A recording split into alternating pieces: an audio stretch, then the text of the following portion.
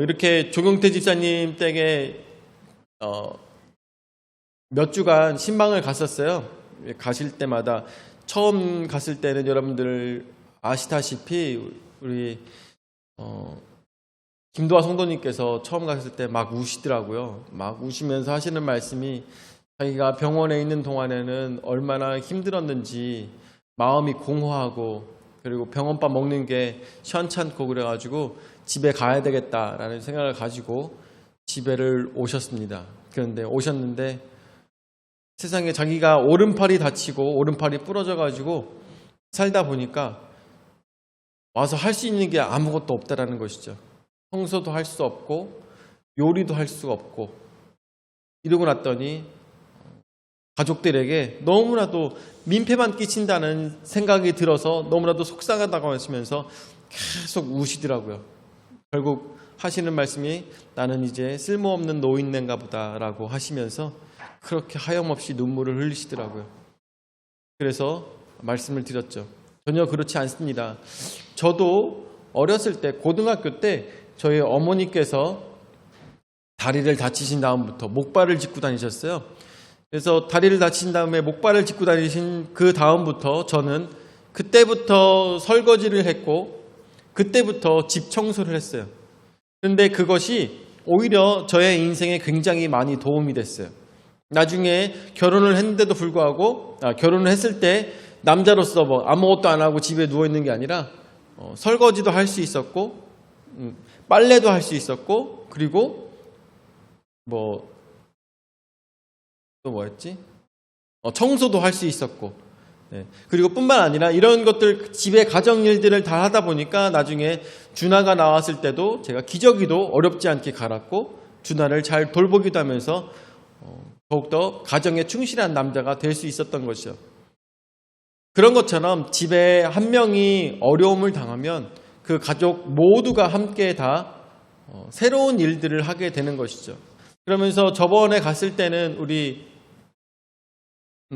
조 집사님을 만나 뵙고 그리고 그때 김도화 성도님께서도 많이 건강해지셔서 침대에 앉아 계셨어요. 앉아 계시면서 많이 표정이 좋아지셔서 그런 말씀을 하시더라고요. 우리 서은이가 내가 했던 일들을 다 하고 있다고. 옆에서 음식도 다 하고 청소도 다 하고 뭐 이런 것들을 다 하고 있기 때문에 정말 너무나도 좋다고 그렇게 말씀하시더라고요. 그러면서 조경태 집사님께서는 벌써 신부 수업을 들어가가지고 너무너무 잘하고 있다고 그렇게 기쁜 소식을 전하고 계시더라고요. 그런 것을 보면서 어려운 중에서도 하나님께서는 은혜 허락하여 주셔서 우리 서은이를 통해서 가정의 기쁨을 또 만드시는구나 이런 생각이 들더라고요. 뭔가 우리는 내가 없으면 안 될 것 같고 내가 없으면 집이 무너질 것 같고 내가 없으면 모든 것이 다 끝나버릴 것 같지만 사실 그 속에서도 하나님께서는 새로운 일들을 언제나 계획하고 계시는 것이죠. 언제나 우리에게 걱정을 주는 것은 사단이 주는 마음인 것이죠. 사단은 우리로 하여금 앞으로 어떻게 할 것이고 내일은 어떻게 할 것이며 또한 오늘은 다 마치지 못한 일은 어떻게 할 것인가 속상한 마음을 계속 갖게 만들므로 인해서 어떻게 밤에 잠을 못 자게 만들죠. 잠을 못 자면 어때요? 내일은 또 내일에 해야 될 일들이 있는데 그것들을 못하게 만드는 것이 바로 사단의 계략이고 그러므로 인해서 나의 삶을 무너뜨리는 것이 사단의 계략이라는 것을 우리는 생각을 하면서 기도하고 하나님께 모든 일들을 맡겨야 될 것입니다. 인간의 계획이 아무리 장성할지라도 하나님의 계획만 할 수 없으며 하나님께서는 내일까지도 모레까지도 모든 일들을 이미 계획하시고 기획하고 계시다는 것을 우리는 언제나 생각해야 될 것입니다. 우리 가정뿐만 아니라 우리의 인생조차도 마찬가지입니다. 우리 믿음으로 살아갔을 때 우리가 하나님 안에서 정결하고 깨끗한 삶을 살아가기 위해서 노력하는 자들에게는 하나님께서 앞으로 모든 일들도 책임져 주시며 인도하실 것입니다. 우리 종민이가 이제 대학교에 들어가서 대학교에서 많은 것들을 배우고 난 다음에 사실 바라보고 있는 이 직장은 여러 군데가 있겠지만 그 중에서 한 군데를 가장 마음에 두고 있어요. 그렇지만 이것을 하나님께서는 우리 종민이가 한 군데만 두고서 마음으로 기도하며 마음으로 원하고 있지만 하나님께서는 더 크고 넓은 것들을 계획하고 계실 것입니다. 그렇기 때문에 어떠한 것이 지금 우리의 상황을 두고 나의 미래를 걱정할 필요는 없다라고 여러분들에게 말씀을 드리는 것이죠. 그것이 어떻게 해서 가능한 것이겠습니까? 믿음 안에서 가능한 것입니다. 바로 오늘의 말씀에 나오는 것처럼 이 땅의 기쁨이 바로 예수 그리스도를 통해서 온 것을 생각했을 때 세상은 로마로 인하여서 이스라엘이 무너지게 됐을 때 이 이사야서 말씀을 통해서는 바벨론에 의해서 이스라엘과 남유다가 멸망하게 되었을 때 하나님께서는 이 모든 것들에 대해서 계획을 갖고 계셨다라는 것입니다. 우리는 지금 당장 어려운 일들이 있습니다. 내가 사업을 하다가 돈을 다 잃어버리고 아니면 내 자식이 사고로 인하여서 죽게 되고 아니면 내가 간밤에 잠을 자지 못하여서 아니면은 내가 중요한 일들이 있는데 몸이 아파서 감기가 걸려서 모든 상황에 어려운 상황 중에서도 하나님께서는 다 계획을 갖고 계셨는데 정말로 남유다와 이스라엘을 잃어버린 그 상황에서도 하나님께서는 새로운 일들을 계획을 하신 것입니다. 그것이 바로 이사야서 35장 말씀을 통하여서 나타나고 있습니다. 35장 말씀은 여러분들 보시다시피 이게 무슨 내용일까요? 기쁨으로 백성들이 돌아오고 있는 내용이 나오고 있습니다. 그래서 여기 주보에 보시면 주보에 성경 이야기라고 나오며 이사야서 35장 뒤에 배경에 대해서 설명하고 있습니다.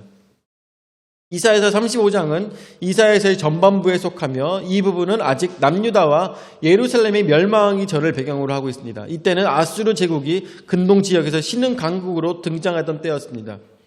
이사야서 전반부에는 예루살렘 멸망과 바벨론 포로를 앞둔 이스라엘 백성에게 다가올 심판을 받을 수밖에 없는 죄의 책망에 대한 내용이 많이 있습니다. 어려운 날이 곧 오게 될 것이라고 이사야서 말씀을 통하여서 백성들은 듣게 되었습니다. 우리나라가 망하게 될 것이다. 우리나라가 이스라엘을 다 빼앗기게 될 것이다. 남유다를 다 빼앗기게 될 것이다 라고 알게 되는 것입니다. 그럼에도 불구하고 이사야서 35장까지의 말씀은 다 빼앗기는 내용이었지만 34장과 35장의 말씀은 회복하시겠다라는 말씀으로 이스라엘 백성들에게 남유다 백성들에게 하나님께서는 평안을 허락하여 주시는 것입니다. 이 때가 바로 전쟁의 때요. 이 때가 어려운 시기였습니다. 너무나도 두려운 시기였어요. 전쟁의 소문이 계속 나오고 있는 어려운 시기. 그럼에도 불구하고 이스라엘 백성에게 하나님께서는 뭐라고요? 기쁨의 때가 오게 될 것이라고 말씀하고 계십니다. 제가 군 생활을 할 때 정신적으로가 아니라 육체적으로 가장 힘들었을 때가 언제였을까요? 육체적으로 가장 힘들었을 때. 우리 군대를 다녀온 지 얼마 안 된 그나마 군대를 다녀온 지 얼마 안 된 우리 우석이는 너는 군 생활 중에서 육체적으로 가장 힘들었을 때는 언제였니? 야간 근무 뭐랄까 100번 하고 야간 근무 100번 대 훈련소 한 번 다시 한 번 둘 중에 어떤 거 택할까? 100번이 야간 근무가 너무 많이 힘들었구나. 저는 군대에 있으면서 가장 힘들었던 거는 훈련소였어요. 훈련소가 가장 힘들었어요. 저거 같은 경우는 이제 15사단에 있는 훈련소에 갔었는데 얼마나 시설이 낙후가 되어 있는지 목욕을 개울가에서 했어요. 예, 그 정도로. 그리고 10월 달에 강원도가 대단하긴 하더라고요. 10월 달에 우리가 그 PT복이라고 해가지고 이 옷을 옛날 민문이, 그러니까 최명찬 목사님 입으시던 민문이 전투복이 있었는데 그 전투복을 입고선 저기를 하면은 각계 전투 같은 걸 하면은 막 땅을 다 등으로 밀고 다니고 앞으로 기어다니고 뭐 그런 일들을 많이 하다 보니까 온몸이 다 진흙투성이었어요. 왜 그러는 와중에 러닝을 꼭 흰색으로 줘가지고 흰색 러닝이 회색이 되는지 그렇게 만드는지 전 이해할 수가 없는데, 그럼에도 불구하고 온몸이 다 진흙투성이, 얼굴도 머리도 다 진흙투성이에요. 그러면은 이 몸 그대로 개울가로 뛰어 들어가는 겁니다. 개울가로 뛰어 들어가지고 싹 다 이제 물로 다 씻고 난 다음에 옷을 다 빨아가지고 가가지고 빨랫대에다 걸어놔요. 10월 중순에 아침에 일어나면 어떻게 됐을까요? 강원도 10월 중순 얼었어요. 야, 강원도 진짜 저주받은 땅이라더니 대단하긴 하더라고요. 이 10월 중순에 마이너스 14도더라고요. 야, 대단하더라고요. 그래가지고 그거를 오늘은 아싸 다 얼었다. 우리 오늘 못하겠지? 왜냐하면 훈련복이 다 얼었으니까 얼어가지고 딱 세워놓으면 그대로 서요. 그대로 쓰고 옷도 완전히 빳빳해가지고. 그런데 어떻게 하느냐? 입으래요. 입으래. 어떻게? 입어야지. 몸으로 데워갖고 또 그것을 입고 그날 하루 또 훈련을 또 막 하고. 야, 정말 지금 생각해도 인간이 인간 취급을 받지 못했는데 그게 바로 8월 군번이었어요. 나중에 제가 겨울에 무슨 일이 있어갖고 제가 운전병이었기 때문에 운전병으로서 차를 끌고선 그 훈련소는 아니지만 다른 28사단인가 훈련소를 가본 적이 있어요. 28사단 훈련소를 갔더니 야, 훈련병들이 귀도리를 차고 장갑을 끼고 군화를 신고선 콧물을 질질 흘리면서 하고 있는 거 보니까 그지 발사계가 없더라고요. 그럼에도 불구하고 와가지고 어떻게라도 밥을 한 끼 더 먹을까 막 쫓아와가지고 정말 그지들 마냥 고구마와 감자를 막 이렇게 해가지고 막 그렇게 하고 막 돌아다니면서 저는 이제 기관병이잖아요. 기관병이니까 저한테는 막 충성 막 소리 막 지르면서 와가지고 진짜 그지들 마냥 이렇게 하고 막 하는 거 봤을 때 참 나도 저럴 새가 있었지만 군인 겨울군번은 진짜 불쌍하구나 막 이런 생각이 들더라고요. 훈련소 정말 훈련소 다시 가라면 너무 못할 것 같아요.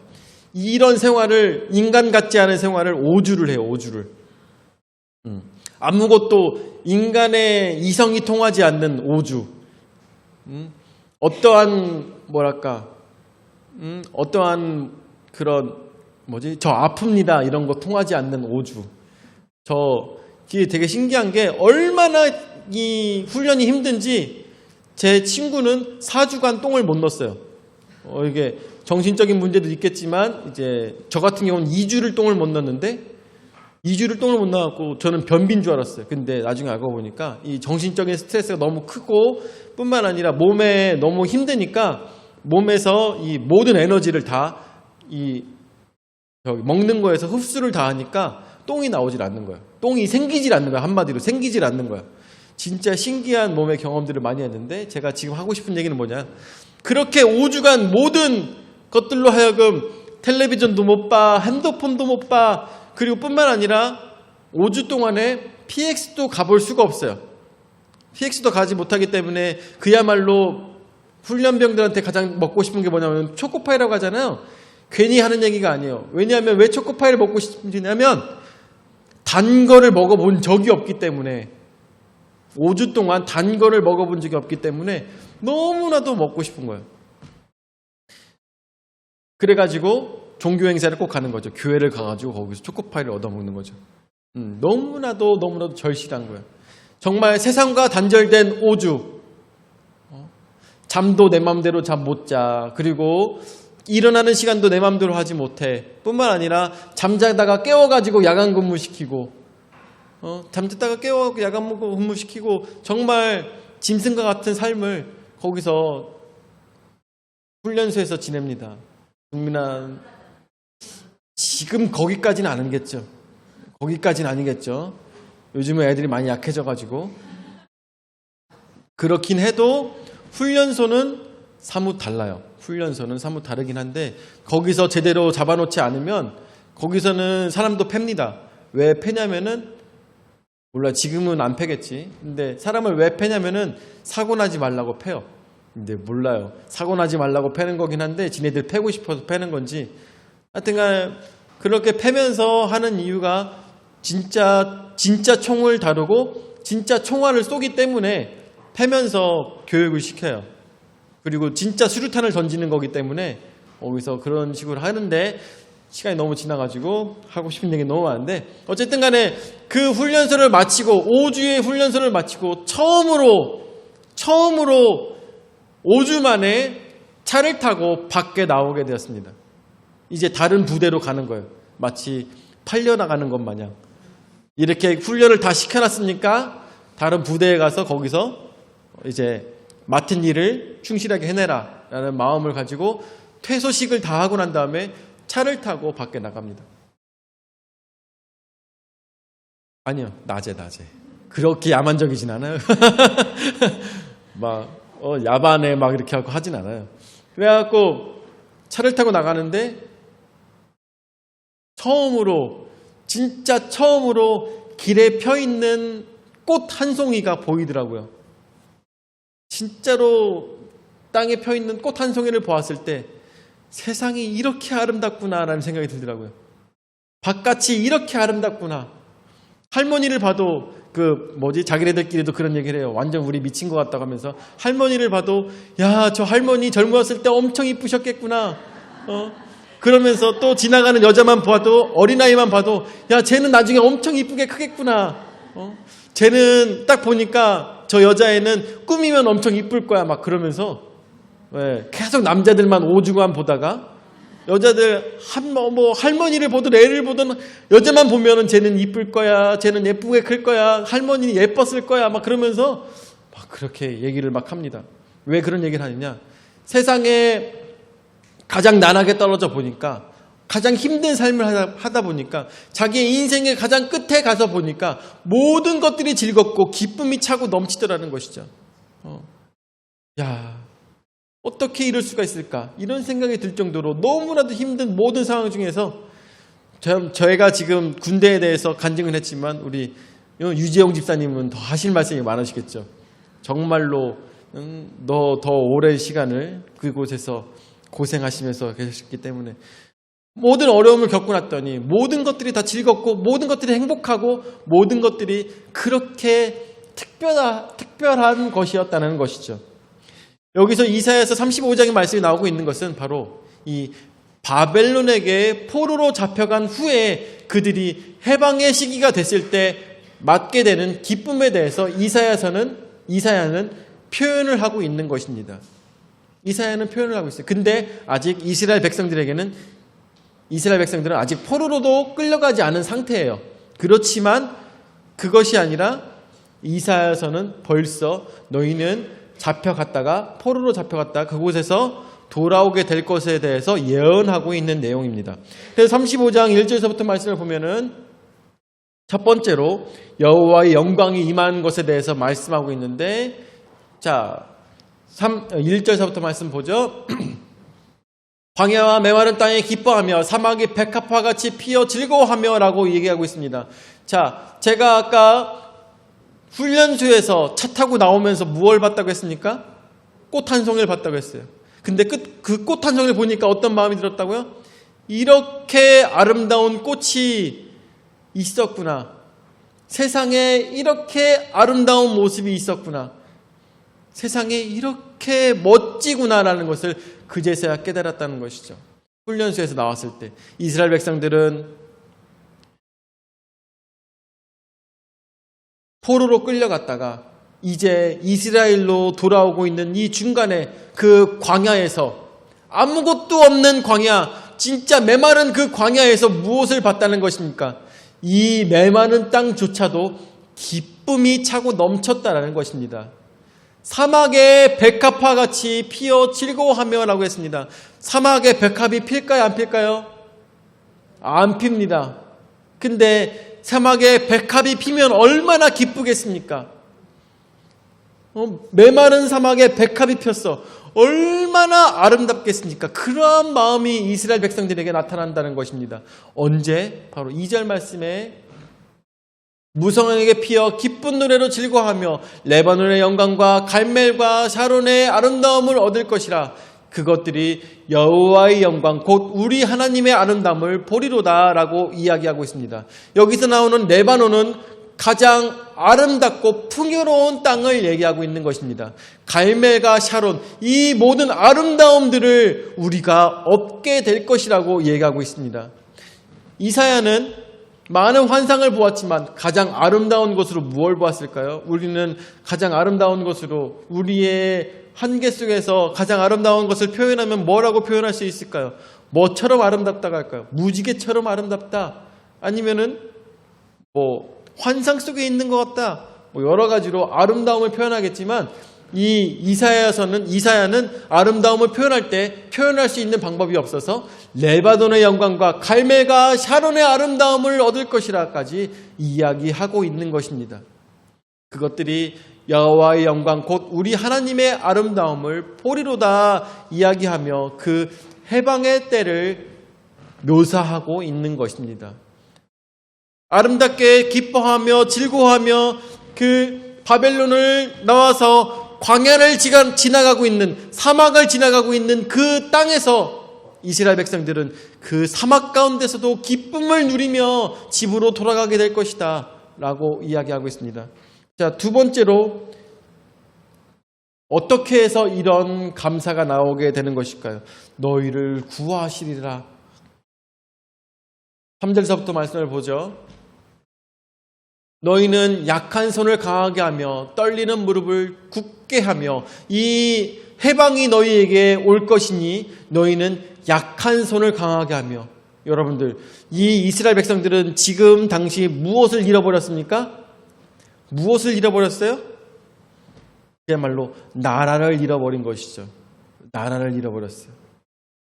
저는 군대에 갔을 때 뭘 잃어버렸어요? 자유를 잃어버렸어요. 먹을 수 있는 모든 것들, 내 몸에 할 수 있는 모든 자유를 잃어버렸어요. 모든 것들이 다 속박이었어요. 그런데 그것들을 다시 찾게 되는 그 자동차를 타고선 돌아가는 그 길, 그것이 너무나도 아름다웠던 것처럼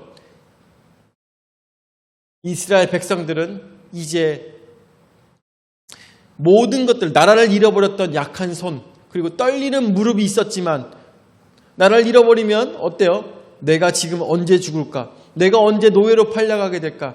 모든 것들이 다 무서움과 두려움으로 다가오게 되어 있는 것이죠. 요즘 하마스와 이스라엘이 전쟁하는 거 보시죠. 여러분들, 거기서 포로들과 또한 거기서 전쟁 중에 다치는 사람들이 어떠한 취급을 받는지 여러분들이 뉴스를 통해서 많이 보셨을 거라고 생각이 듭니다. 진정 나라를 잃어버린 사람들은 그러한 어려움에 닥치게 되는 것입니다.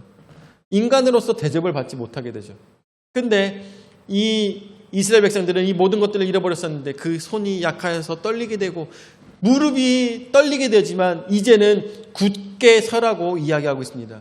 이제는 힘을 갖고 굳게 서라고 얘기하고 있는데 굳게 설 수 있는 이유가 무엇이겠습니까? 바로 4절 말씀에 겁내는 자들에게 이르기를 굳세어라 두려워하지 말라 보라 너희 하나님이 오사 보복하시며 갚아주실 것이라 하나님이 오사 너희를 구하시리라. 아멘. 그렇습니다. 나라를 잃어버렸습니다. 구할 수 있는 방법이 없는데 이스라엘이 나라를 다시 구할 수 있는 방법은 단 한 가지 방법밖에 없었습니다. 무엇입니까? 하나님의 도우심밖에 없었다라는 것입니다. 이미 전쟁에서 패배하였고 이미 모든 것을 다 잃어버렸고 이미 다시 세울 수 있는 능력이 없음에도 단 한 가지 방법, 바로 하나님께서 행하셔야지만 모든 것들을 다시 세울 수가 있었다라는 것입니다. 그렇기 때문에 이사야 선지자는 이스라엘 백성들을 위로하며 말씀하고 있는 것입니다. 겁내는 자들에게 이르기를 굳세어라 두려워하지 말아라 보라 너희 하나님이 오사 보복하시며 갚아주실 것이라 하나님이 오사 너희를 구하시리라 말씀하고 계신 것입니다. 자, 세 번째로 바로 그때가 언제입니까? 그때가 바로 구원의 때입니다. 구원의 때. 그러면서 이 구원이 이스라엘 백성들에게 돌아오게 되었을 때 얼마나 큰 기쁨이 있는지 이야기하고 있는데 여러분들 오늘 대강절의 세 번째 주라고 하였습니다. 대강절의 세 번째 주. 세 번째 주는 그 키워드가 뭘까요? 기쁨입니다. 기쁨. 예수님께서 이 땅에 오신 것은 이 땅의 가장 커다란 기쁨인 것입니다. 우리는 사망의 권세로부터 이 땅의 공중의 권세 잡은 자로 하여금 우리는 이 세상에서 모든 것들을 잃어버린 노예로 살았던 사람들이나 마찬가지입니다. 이제까지 돈의 노예로 살았고, 이제까지 육체의 노예로 살았으며, 이제까지 내가 일하지 않고는 먹지 못하는 그런 노예의 삶을 살았던 것입니다.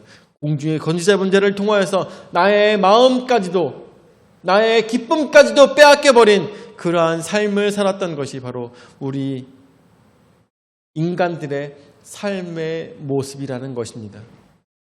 그런데 이제는 예수님께서 이 땅에 오심으로 인하여서 우리는 이 모든 것들을 다시 되찾게 되었습니다.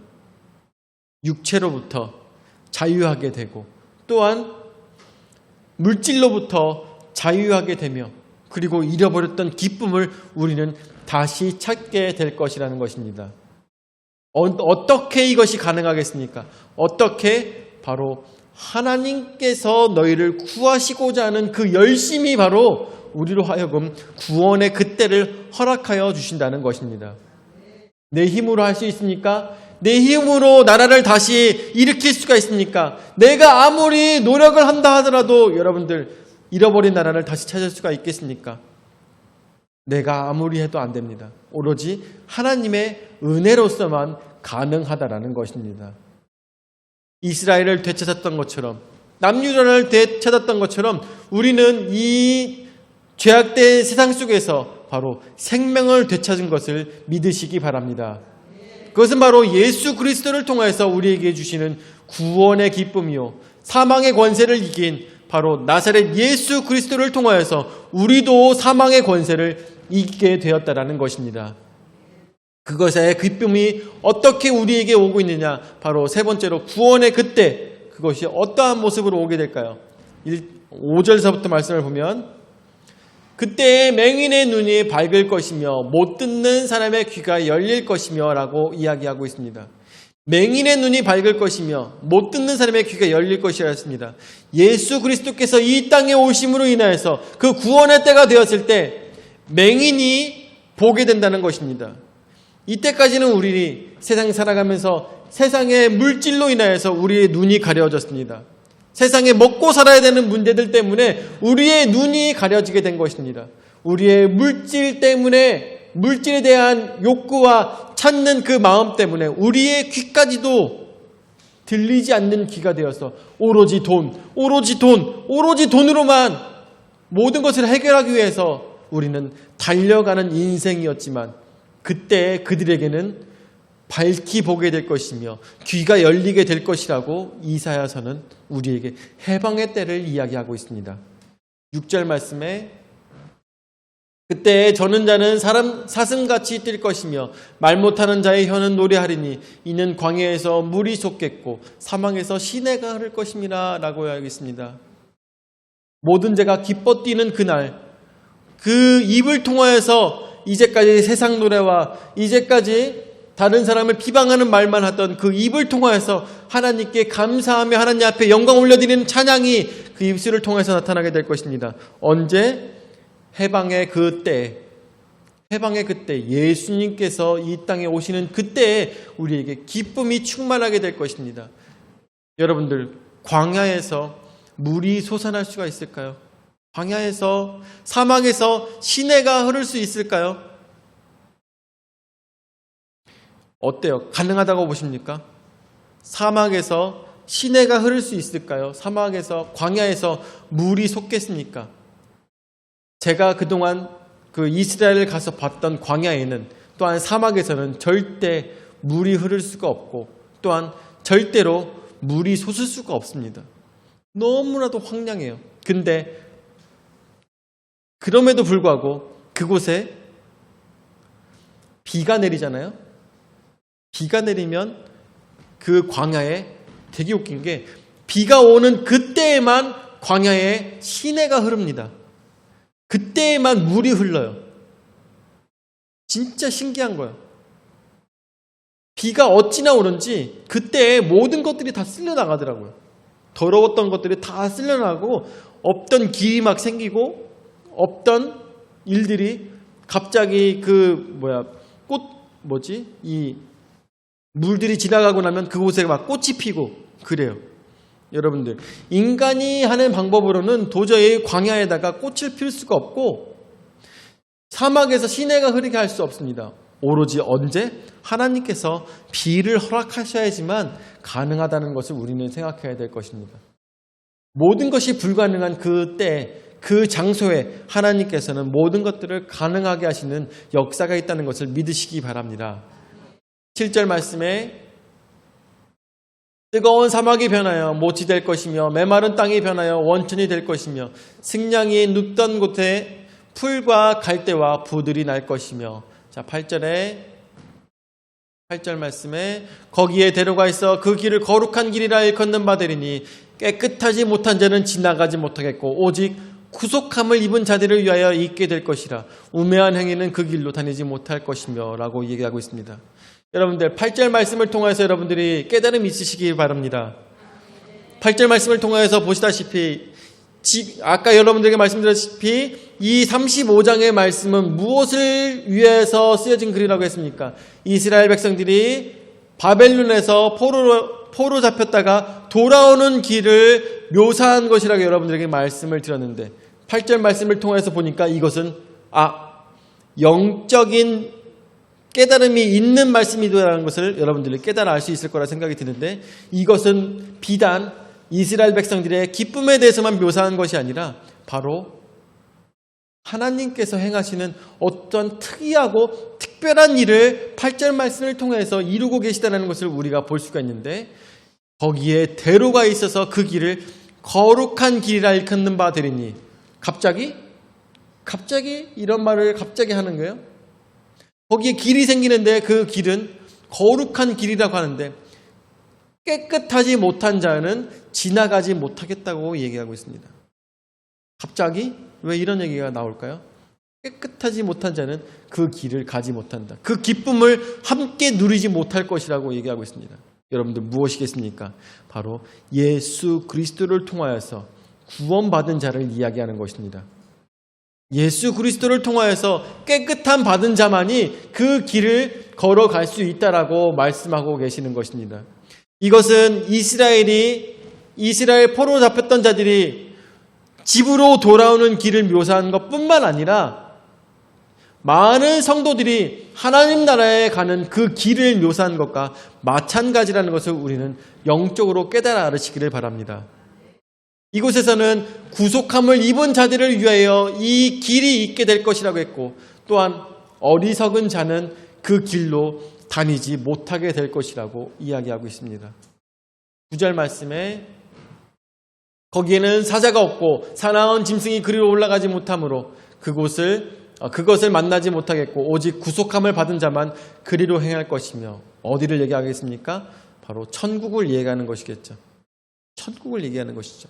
10절 말씀에 여호와의 성령을 받은 자들이 돌아오되 노래하며 시온에 이르러 그들의 머리 위에 영영한 희락을 띠고 기쁨과 즐거움을 얻으리니 슬픔과 탄식이 사라지리로다. 아멘. 20절은 또한 어디를 얘기하고 있습니까? 바로 천국을 얘기하고 있는 것입니다. 천국은 어떤 자들의 것입니까? 깨끗함과 정결함을 입은 자들이 그곳에 올 수가 있습니다. 그 가는 길은 어떻습니까?